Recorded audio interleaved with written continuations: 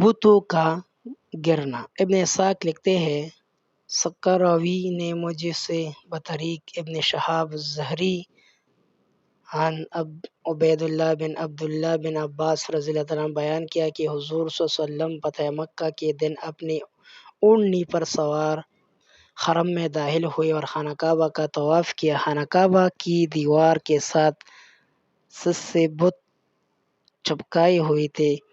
ان حضور صلی اللہ علیہ وسلم کے ہاتھوں میں ایک کھجور کی چھری تھی۔ آپ صلی اللہ علیہ وسلم اس چھری سے بتوں کی جانب اشارہ فرماتے اور پڑھتے جاء الحق وزهق الباطل ان الباطل کان زہوقا۔ حق آ گیا اور باطل مٹ گیا، بے شک باطل مٹنے ہی والا ہوتا ہے۔